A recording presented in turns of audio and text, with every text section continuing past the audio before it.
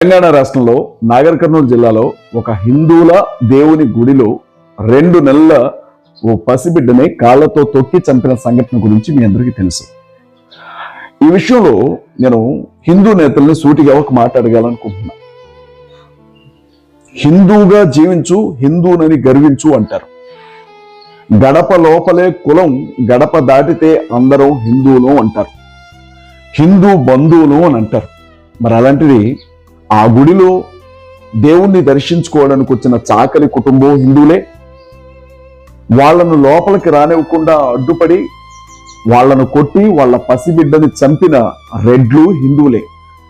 మరి ఒక హిందువుల పసిబిడ్డ, 2 నెలల పసిబిడ్డ చనిపోతే హిందువుల నాయకులు ఎందుకు మాట్లాడట్లా? బీజేపీ నేతలు ఏమైపోయారు? ఆర్ఎస్ఎస్ నేతలు ఏమైపోయారు? విశ్వ హిందూ పరిషత్ నేతలు ఏమైపోయారు? బజరంగ దళ నేతలు ఏమైపోయారు? కరుణాకర్ సుగ్న, లలిత్ కుమార్, హమారా ప్రసాద్, కరాటే కళ్యాణి, ప్రియా చౌదరి వీళ్ళందరూ కూడా ఏ దుప్పటి కప్పుకొని పడుకుంటున్నారు.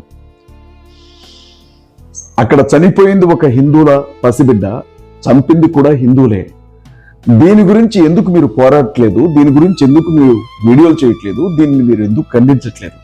అంటే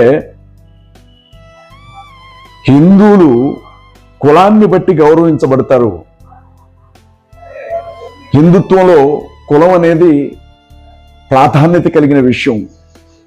హిందుత్వంలో పెద్ద కులానికి సంబంధించిన వాళ్ళు హిందుత్వంలోని చిన్న కులాల వాళ్ళని చంపొచ్చు అని మీరు అంటున్నారా? లేకపోతే చంపింది మా హిందువు, చనిపోయింది మా హిందువు, మధ్యలో నీకెందుకురా అంటారా? మా హిందువులను చంపుకునే హక్కు కూడా మాకు లేదా అని చెప్పి మాట్లాడతారా?